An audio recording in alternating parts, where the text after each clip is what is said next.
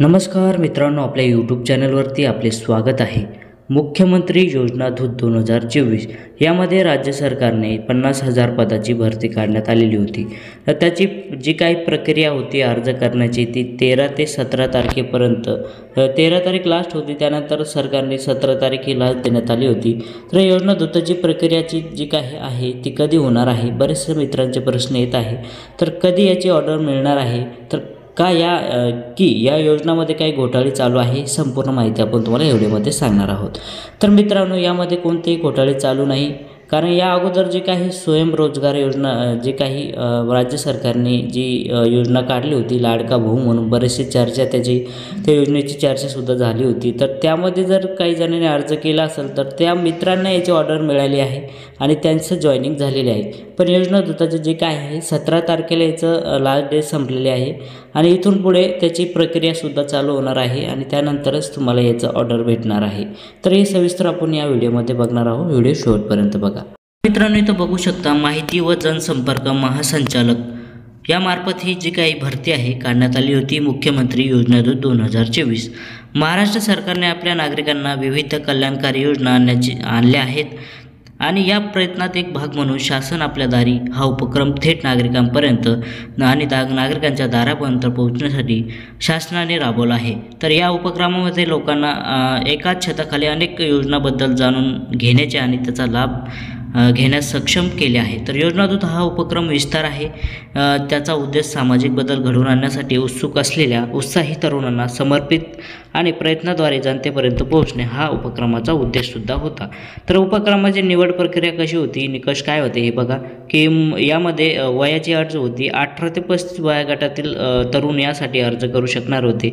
शैक्षणिक अर्हता याची जी होती ती होती किमान पदवीधर आणि उमेदवाराकडे संगणकाचे ज्ञान असणे आवश्यक होते। उमेदवार हा अद्ययावत म्हणजे मोबाईल हा अँड्रॉइड मोबाईल उमेदवाराकडे असणं गरजेचं होता। उमेदवार हा महाराष्ट्राचा रहिवासी असणे आवश्यक होता आणि उमेदवार हा आधार कार्ड असावे, त्यांच्या नावाचे बँक खाते आधारला संलग्न असावे, असं सुद्धा याची निकष प्रक्रिया होती। आणि उमेदवाराचे जे काही फायदे आहे या योजनास होणारे फायदे जे काही ते बघू शकता।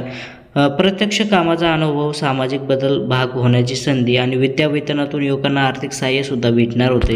आणि यासाठी उमेदवाराला मानसिक मानधने जे काही आहे महिन्याला मानधनी 10,000 रुपयेसुद्धा भेटणार होतं। याचीसुद्धा प्रक्रिया यामध्ये करण्यात आली होती। आणि त्यानंतर शिकण्याबरोबरच कौशल्य विकास, सरकारी कामकाजाचा अनुभव या सर्व गोष्टी यामध्ये देण्यात येणार होत्या, अशी याची माहितीसुद्धा सांगण्यात आलेली आहे। तर मुख्यमंत्री योजना दूत या पोर्टलद्वारे नोंदणी कशी करायची इथं संपूर्ण माहिती यामध्ये देण्यात आली आहे। आपण यासाठी योजनाची जी काही नोंदणी केलेलीच आहे, पण आता बऱ्याचशा मित्रांचं असंही म्हणणं आहे, सर आमचं जे काही सिलेक्शन आहे ते का होत नाही आहे, तर ते आपण यामध्ये बघणार आहोत। तर सर्वप्रथम तुम्हाला गुगलवरती गेल्याच्यानंतर डॅशबोर्ड ओपन करायचा, योजना दूत ही वेबसाईट सर्च करायची, नंतर डॅशबोर्ड ओपन केल्यानंतर इथं प्रोफाईल तुमची अशी पाहायला मिळणार आहे। त्याचबरोबर तुम्ही जर अर्ज केला असेल तर असं तुमचा रिझ्यूमसुद्धा इथं दिसणार आहे। त्यानंतर जे काही मॅचिंग जॉब आहे ते सुद्धा तुम्हाला इथं दिसणार आहे।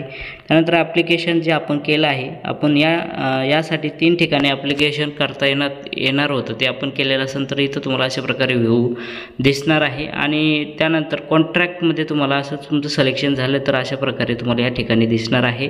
आणि ज्या ठिकाणी आपलं सिलेक्शन झाले त्याचं सर्व इथं तुम्हाला आता इथं दिसणार आहे। इथं बघू शकता एका मित्राचं इथं सिलेक्शन झालं म्हणून असं उदाहरण इथं एक्झाम्पल देण्यात आलेलं आहे आणि ड्युरेशन 6 महिने ॲक्टिव्ह दाखवत आहे।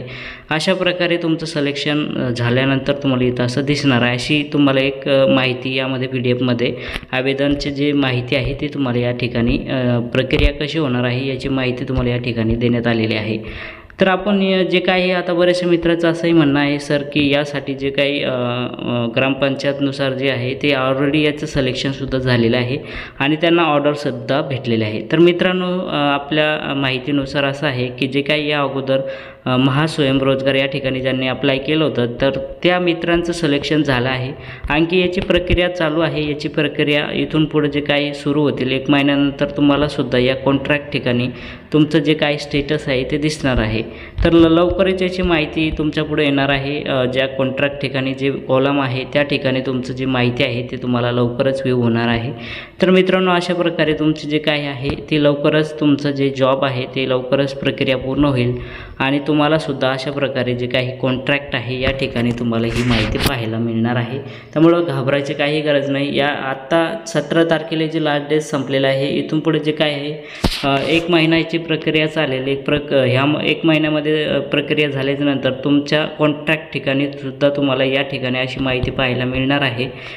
या ठिकाणी माहिती देण्यात आलेली आहे ती आपल्याला की आपलं सिलेक्शन कसं होणार आहे आणि आपले जे काही आपलं स्टेटस चेक कसं करायचं ही सर्व माहिती तुम्हाला यामध्ये सांगण्यात आलेली आहे। तर मित्रांनो, लवकरच तुमचं यासाठी सुद्धा सिलेक्शन होणार आहे। याची प्रक्रिया 1 महिना चालेल, त्यानंतरच तुम्हाला लवकरात लवकर याची जॉईनिंगसुद्धा होईल। तर मित्रांनो, या अगोदर ती जे काही या प्रक्रिया 17 तारखेला याची जे काही डेट संपलेली आहे, पण 17 तारखेच्या अगोदर बरेचसे मुलांना जे काही विद्यार्थ्यांना याचं कॉन्ट्रॅक्टमध्ये जे गावा ठिकाणी जे जॉईन झाले आहे ते याच्या अगोदर 17 तारखेची लास्ट होती, या अगोदर कसं जॉईनिंग होईल हे सुद्धा तुमच्या मनात प्रश्न येत असेल तर ते महास्वयंरोजगार या मार्फत ते जॉईन झालेले आहे। याची प्रक्रिया लवकरच होणार आहे आणि आपल्यासुद्धा अशा प्रकारे इथं जे कॉन्ट्रॅक्ट आहे कॉन्ट्रॅक्ट ठिकाणी तुम्हाला इथं असं पाहायला मिळणार आहे। ज्या ठिकाणी जॉईन झालं ते सुद्धा तुम्हाला इथं पाहायला मिळेल। तर मित्रांनो, आपल्याला हा व्हिडिओ आवडला असेल तर जास्तीत जास्त आपल्या मित्रांना हा व्हिडिओ शेअर करा, त्यांनासुद्धा याची विषयी माहिती मिळेल।